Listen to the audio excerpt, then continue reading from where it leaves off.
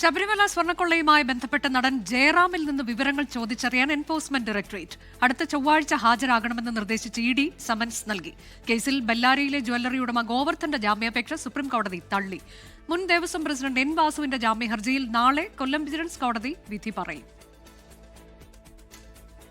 ശബരിമലയിലെ സ്വർണം ഉപയോഗിച്ച് പ്രതികൾ ഏതെങ്കിലും തരത്തിലുള്ള സാമ്പത്തിക നേട്ടം ഉണ്ടാക്കിയിരിക്കുന്നത്.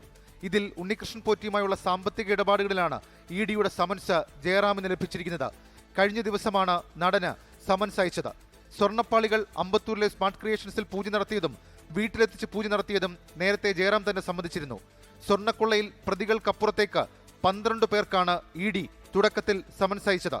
BSSCയിലെ പരിശോധനയിൽ അവ്യക്തത ഉള്ളതിനാൽ പാളികളുടെ അതിസൂക്ഷ്മ ശാസ്ത്രീയ പരിശോധനയ്ക്ക് ഇന്നലെ ഹൈക്കോടതി അനുമതി നൽകിയിരുന്നു.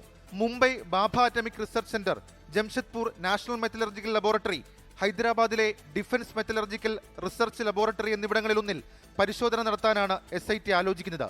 ഇതിനായി 12-ന് സന്നിധാനത്ത് നിന്നും സാമ്പിളുകൾ ശേഖരിക്കും.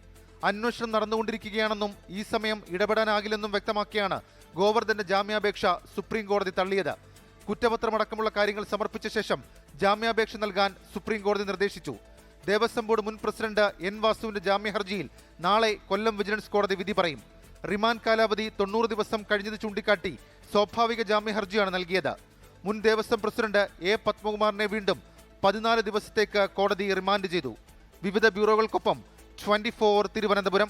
ലോകത്തെവിടെയായാലും ഏത് സമയത്തും 24 വാർത്തകളും ഓഗ്മെന്റഡ് റിയാലിറ്റി പാക്കേജുകളും എക്സ്പ്ലെയിനറുകളും വിശദമായി കാണാൻ ഞങ്ങളുടെ യൂട്യൂബ് ചാനൽ നിങ്ങൾക്ക് സബ്സ്ക്രൈബ് ചെയ്യാം.